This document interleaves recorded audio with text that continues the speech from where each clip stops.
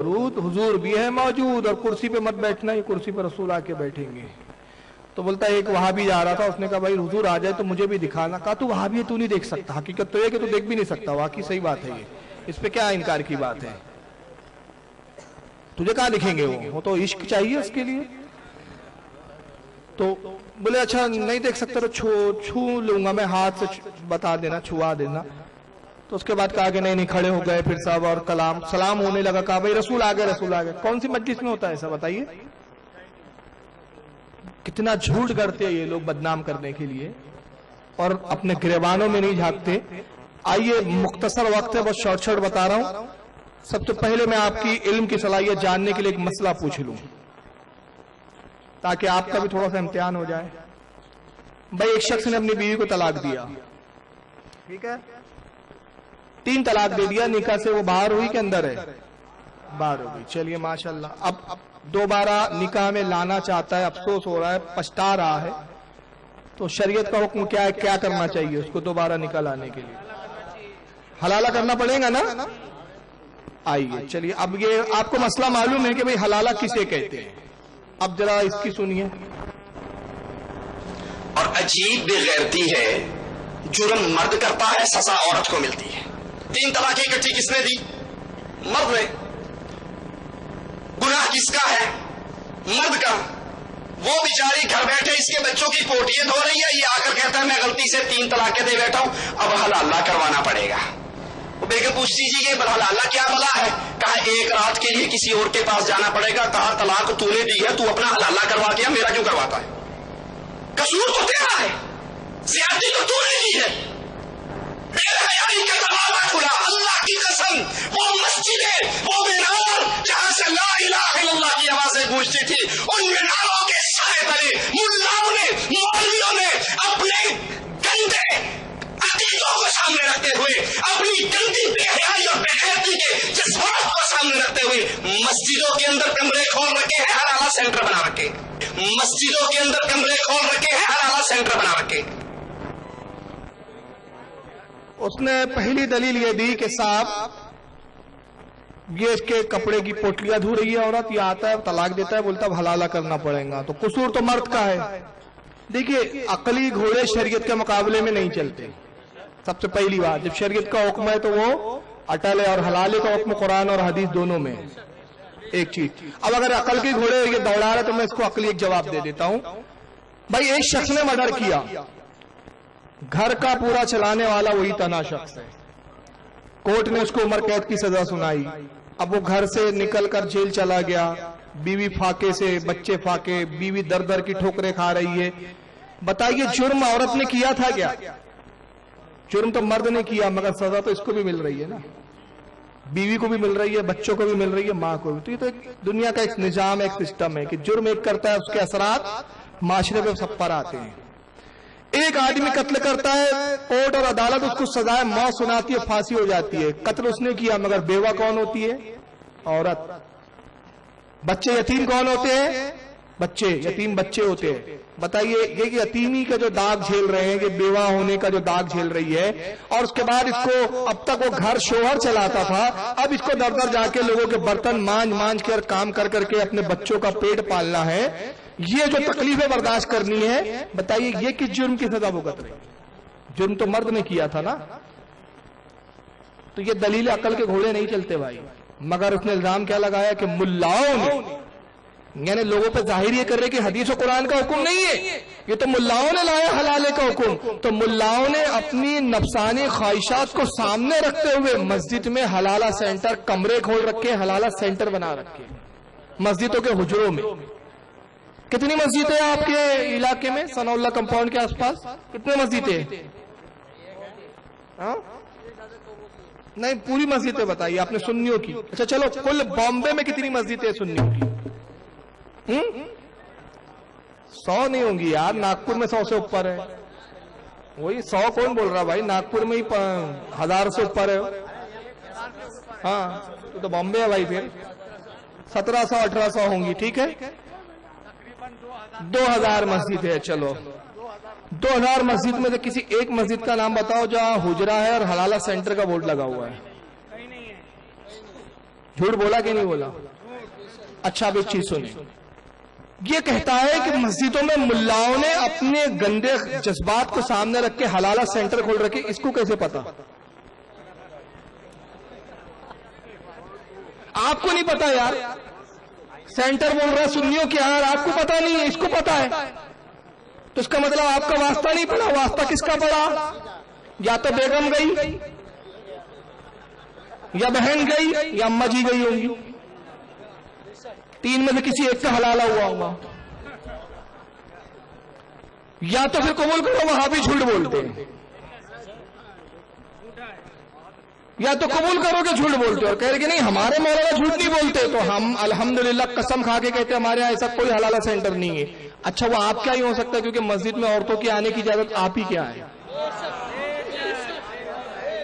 ہمارے ہاں تو نماز کے لیے اجازت نہیں ہے، تو حلالے کے لیے کہاں سے اجازت ہوں گی؟ وہ آپ ہی کی مساجدوں میں حلالے سینٹر ہوں گے، اور جب حلالے سے حرامی پیدا ہوں گے تو ایسی بزرگوں کے گستاخ نظر آئیں گے۔ یہ ہے ریئلٹی۔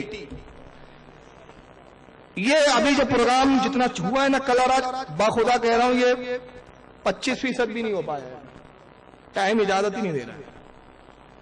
اتنے مواد ہیں میرے پاس ان کے جھوٹ کے، جیسے محرم کے 10 دن کے جلسے ہوتے ہیں نا، ویسے 10 دن کے لینا چاہیے آپ لوگوں نے، ایک ٹاپک پہ صرف، تاکہ پورا ان کا اسٹرکچر سامنے آ جائے کہ عمارت کتنی بری ہے اور خستہ ہے ان کی۔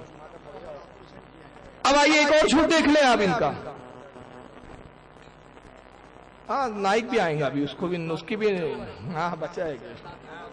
چلیے میلاد النبی کا جلوس نکلتا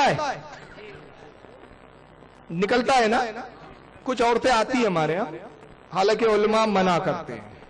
میں خود اپیل کر رہا ہوں آپ لوگوں سے، اللہ کا واسطہ، رسول اللہ صلی اللہ علیہ وسلم کا واسطہ، اپنی ماں بہنوں کو جلوس میں لے جانے سے پرہیز کرو۔ عرس چل رہے ہیں، ڈی جے سے پرہیز کرو۔ ہمارے کسی عالم کی ڈی جے کی اجازت نہیں ہے، ہمارے حرام ہے، حرام ہے، سخت حرام ہے۔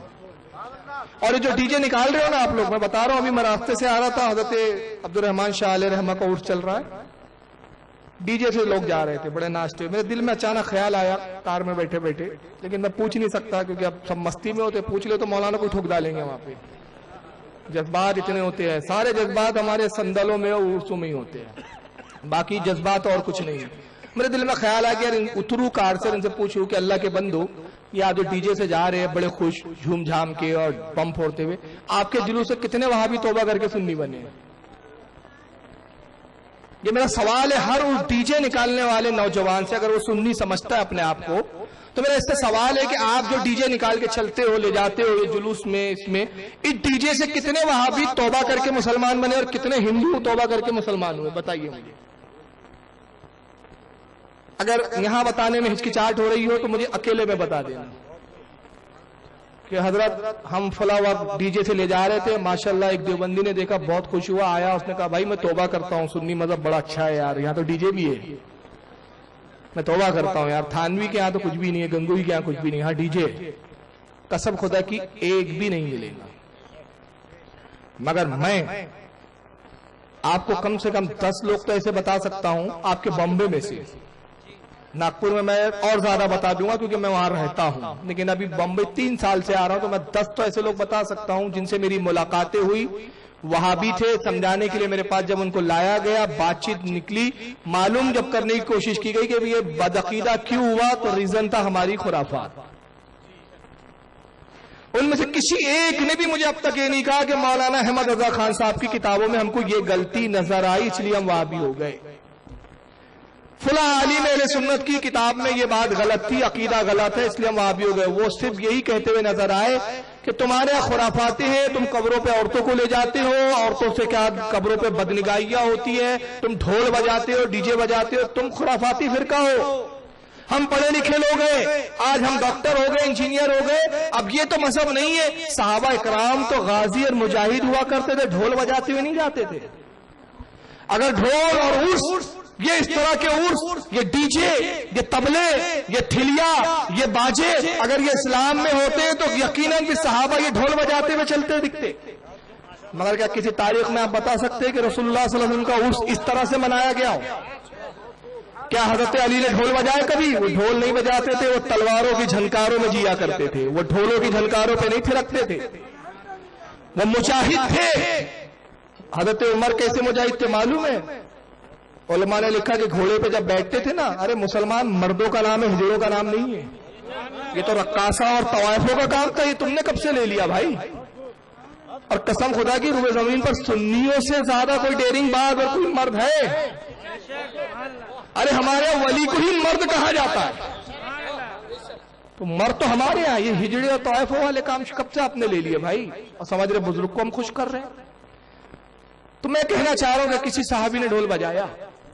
حضرت عمر کے بارے میں تاریخ میں آتا ہے جب گھوڑے پہ آپ سوار ہوتے تو کیسے ہوتے؟ رکاب میں پیر نہیں ڈالتے تھے، گھوڑے کی پیٹھ پہ ہاتھ رکھتے اور اچھل کر گھوڑے پہ بیٹھتے تھے. یہ شان تھی. خالد ابن ولید ان کا عالم کیا تھا؟ اللہ کے رسول نے فرمایا تھا کہ سیف اللہ ہے، اللہ کی تلواروں میں سے ایک تلوار ہے. جب ان کا وصال ہوا نا، شہادت نہیں ہوئی، بستر مرگ پر بیمار ہو کے انتقال ہو رہا ہے، بیمار ہو گئے، رو رہے ہیں آپ بستر پہ. صحابہ کہتے ہیں خالد کیوں رو رہے ہو؟ تمہارے لیے تو بشارت ہے، اللہ کے نبی نے تو تمہارے لیے بشارت دی، سرکار خوش ہے، پوری زندگی تمہاری جہاد میں گزری، اللہ کے دین کو بلند کرنے کے لیے تم لڑتے رہے پوری زندگی. اور یہاں تک کہا گیا کہ اتنے زخم کھائے تھے انہوں نے اللہ کی راہ میں کہ جب ان کو غسل کے لیے لایا گیا اور غسال نے، غسل دینے والے نے اپنے کپڑے ہٹائے تو جسم کا کوئی ایک حصہ ایسا نہیں تھا جہاں تلوار، نیزے اور کسی چیز کے زخموں کے نشان. پورے جسم پہ جگہ جگہ نشانات تھے زخموں کے. اتنی جنگیں لڑی تھی. آپ رو رہے ہیں مگر آخری وقت میں. صحابہ کہتے ہیں آپ کیوں رو رہے ہیں؟ رسول اللہ کی آپ کے لیے بشارت ہے. کہا رو اس لیے رہا ہوں کہ میری بڑی تمنا تھی کہ میں میدان جہاد میں شہید ہو کر مرتا، مگر افسوس میری تمنا رہ گئی، بستر پہ انتقال ہو رہا ہے. تو ایک صحابی فوراً کیا کہتے ہیں، آپ شہید کیسے ہو سکتے تھے؟ اللہ کے رسول نے آپ کو اللہ کی تلوار کا، اور اللہ کو کب گوارا تھا کہ اس کی تلوار کاٹ دی جائے، توڑ دی جائے. تو یہ ہمارا مذہب مردوں کا مذہب ہے. قوالی ہمارے یہاں نہیں ہے، ٹھلیا ہمارے یہاں نہیں ہے. جلوسوں میں عورتوں کو لے جا کے آپ نظارے مت دکھوائیے. قسم خدا کی اگر آپ اپنی بہن اور اپنی ماں کو جلوس میں لے جاتے، کوئی شخص اس کو بہن اور ماں کی طرح نہیں دیکھتا ہے وہ گندی نگاہ سے ہی دیکھتا ہے. اور اگر آپ کو لگتا ہے نہیں صاحب میری ماں کو تو سب ماں کی طرح دیکھیں گے، بہن کی طرح دیکھیں گے، تو میں آپ سے پوچھتا ہوں آپ کتنی عورتوں کو ماں اور بہن کی طرح دیکھتے ہیں؟ اپنے گریبان میں جھانک کر دیکھ لیں. جب آپ کا دامن گندا ہے تو آپ کس سے توقع رکھ رہے ہیں کہ آپ کی ماں بہنوں کو ان تقدس کی نگاہ سے دیکھیں گے؟ نہیں دیکھیں گے بھائی. تو اپنی اصلاح کیجئے. قسم خدا کی ہمارے مسلک کا نقصان آپ کی جہالتوں سے ہو رہا ہے. سمجھ رہے آپ؟ بہرحال اب آئیے، الزام ہم پر یہ جھوٹا کیا لگایا گیا کہ ہمارے جلوس میں عورتیں کس حال میں چلتی ہے. ذرا سن لیجئے آپ توصیف الرحمان کو. عورتیں باہر نکلتی ہیں، اللہ کی قسم میں نے اپنی گناہگار آنکھوں سے راول پنڈی کے اندر جلوس دیکھا. اللہ کی قسم میں نے اپنی گناہگار آنکھوں سے راول پنڈی کے اندر جلوس دیکھا. ایک ٹائم سے ہم بھی بازار میں سے گزرے، جلوس نکل رہا ہے، بھڑکیلا لباس، میک اپ کیا ہوا نوجوان نوخیز لڑکیاں ہیں اور نوجوان لڑکے ہیں، دونوں جلوس میں گزر رہے ہیں. وہ اس سے فکر کشتی ہے، وہ اس سے فکر کشتا ہے، اور ہے کیا؟ یہ دونوں عاشقان رسول ہیں. اور آج اللہ کے نبی کی پیدائش کا نام لے کر ظالموں نے، دین کے مجرموں اور ڈاکوؤں نے ننگی عورتوں اور مردوں کو، نوجوان لڑکوں کو بخارے کے مل اکٹھا کر دیا. محفل رات ہے، خوشبوؤں میں لگی ہوئی، میک اپ میں لگی ہوئی، میک اپ سے سجی ہوئی عورت، نوجوان لڑکی. آج اسے کوئی روک کر تو اٹھائے کہ تو گھر سے باہر نہ نکل. اسے کوئی کہے تو صحیح تو خوشبو لگا کے باہر جا رہی ہے. یہ کہے گی جشن عید میلاد النبی منانے کے لیے جا رہی ہوں. حالانکہ رسول اللہ کو فرماتے ہیں جو عورت خوشبو لگائے پھر اپنے گھر سے باہر نکلے، کسی نامحرم کے ناک تک اس کی خوشبو پہنچے، فہی زانیۃ زانیۃ زانیہ، یہ زانیہ ہے، زانیہ ہے، زانیہ ہے. اس نے الزام کیا لگایا کہ عورتیں اور نوجوان لڑکے جلوس میں ننگے جاتے ہیں. یہ سنا نا آپ نے؟ سناؤ ایک بار اور.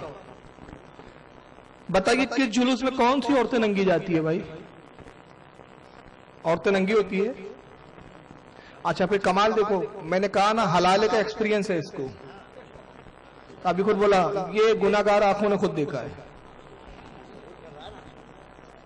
مطلب واقعی آنکھیں بھی بڑی گناہگار ہے اس کی، بہت کچھ دیکھتی ہے. اب ایک اور جھوٹ سن لے. آپ سعودی ہندوستان میں رہتے ہیں، ہے نا کہ ہندوستان میں کب قصہ ہو گیا یا ہم ہندوستانیوں کو پتہ ہی نہیں چلا اور اس کو سعودیہ میں بیٹھے بیٹھے پتہ چل گیا. ذرا سن لے. ملک فیصل کا وہ واقعہ مجھے یاد ہے جب ان کا پہلا دورہ تھا انڈیا کے لیے, کسی سعودی حکمران کا پہلا دورہ.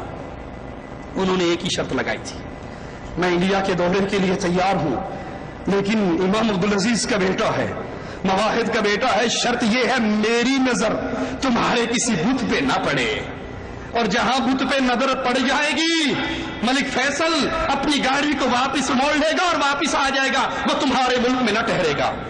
انہوں نے سڑکوں پہ نصب بتوں کو اکھاڑ ڈالا, جو نہ اکھاڑے گئے ان کے اوپر کپڑے ڈال کے چھپا دیے. ملک فیصل کا واقعہ اس کو یاد آ گیا. سعودی حکمران, سعودی بادشاہ کا ہندوستان کی سرزمین پہ پہلا دورہ. تو ملک فیصل نے انڈین گورنمنٹ کے سامنے ایک شرط رکھی کہ جب میں انڈیا آؤں تو تمہارے کسی بت پر میری نظر نہیں پڑنی چاہیے. موحد کا بیٹا ہوں, توحید کے ماننے والوں کی اولاد ہوں, اگر تمہارے کسی بت پر میری نظر پڑ گئی گاڑی سے فوراً واپس چلا جاؤں گا. تو انہوں نے کیا کیا, جو راستے میں بت نصب تھے اس کو اکھاڑ ڈالا, یعنی انڈین گورنمنٹ نے, اور جو مندر اور جو بت اکھاڑے نہیں جا سکے اس کو پردے ڈال دیے. کب ہوا یہ واقعہ؟ بی جے پی سو رہی تھی, آر ایس ایس خواب دیکھ رہی تھی کہ بڑے بڑے بت اکھاڑ ڈالے. کس کے لیے؟ ملک فیصل کے لیے. اچھا ایک بات خاص دیکھے, بت پہ نظر پڑ جائے اس پہ کون سا گناہ ہے؟ کہ کیسے اہل حدیث میرے پلے نہیں پڑا. رسول اللہ تو خانے کعبے میں اس وقت بھی جاتے تھے جب 365 بت تھے اور آپ نماز پڑھتے تھے. تو کیا یہ نبی سے بڑے توحید کے ٹھیکیدار یہ ہو گئے؟ تو معاذ اللہ نبی بھی توحید پر نہیں تھے. پھر اگر بت پہ نظر پڑ جائے تو یہ توحید کے خلاف ہے, اس سے بھی اسلام خطرے میں پڑ جاتا ہے. تو معاذ اللہ پھر نبی کا بھی اسلام مکمل نہیں تھا. پھر تو یہ کون سی شریعت میں ہے بھائی کہ کسی بت پر نظر پڑ جائے؟ ارے بلکہ الٹا یہ ہے, حدیث پاک میں ہے کہ اگر تمہاری نظر کسی بت پہ پڑ جائے تو تم یہ کہو اشہد ان لا الہ الا اللہ واشہد ان محمدن عبدہ ورسولہ. تو سرکار فرماتے جو بندہ کلمہ توحید بلند کرتا ہے تو دنیا میں جتنے بت ہیں ان تمام بتوں کے برابر اس کے نام اعمال میں اجر لکھا جاتا ہے.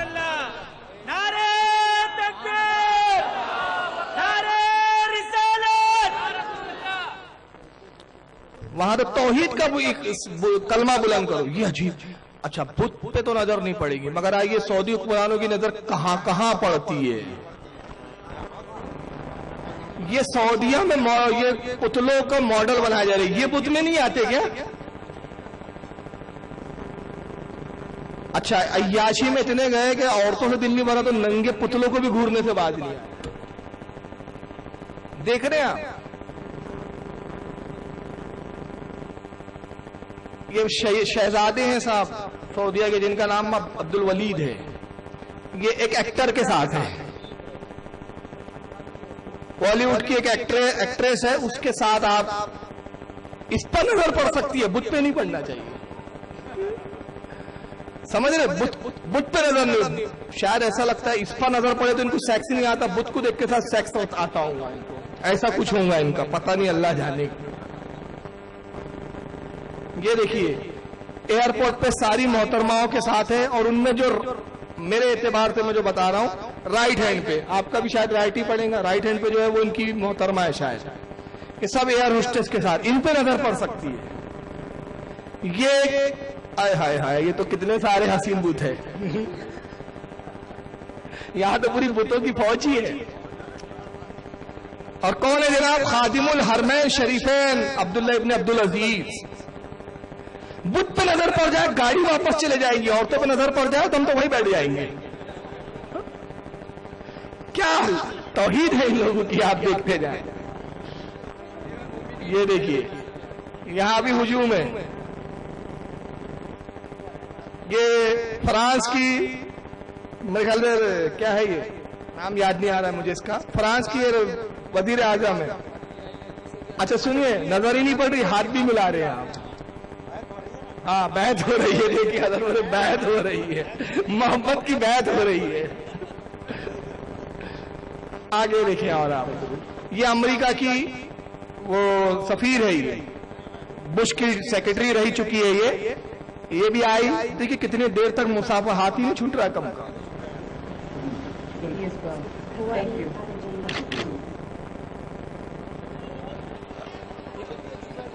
देखिए आप, बुत पे नजर नहीं पड़नी चाहिए।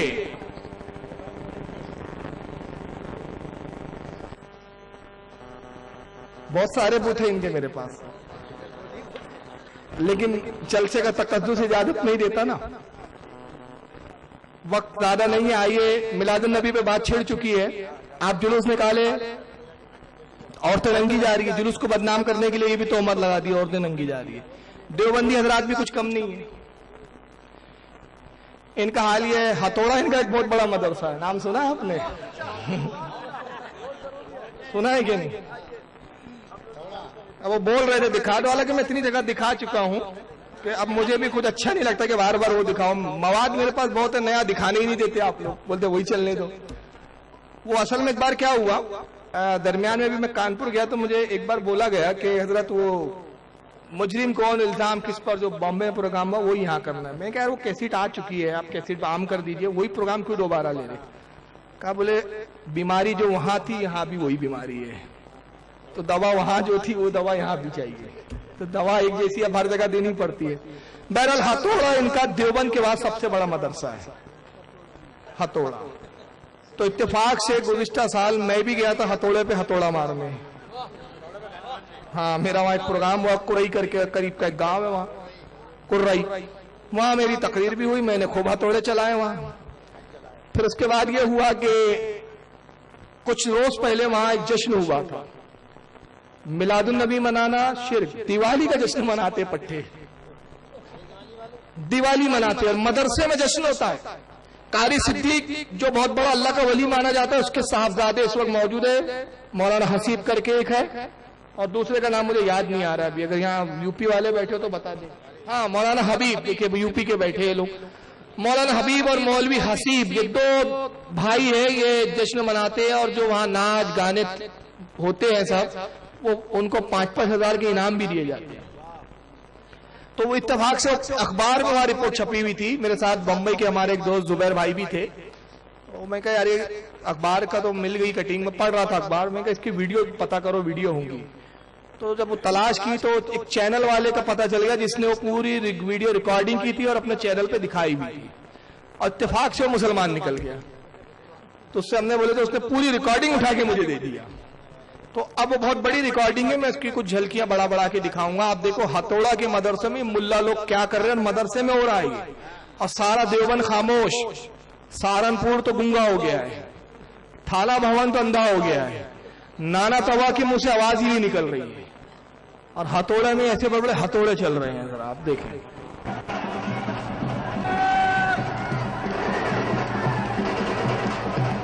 ये मदरसा है हथौड़े का, बाहर से इसका एक लिंकर है। मैं आगे बढ़ा रहा हूं, ये बहुत लंबी क्लिप है।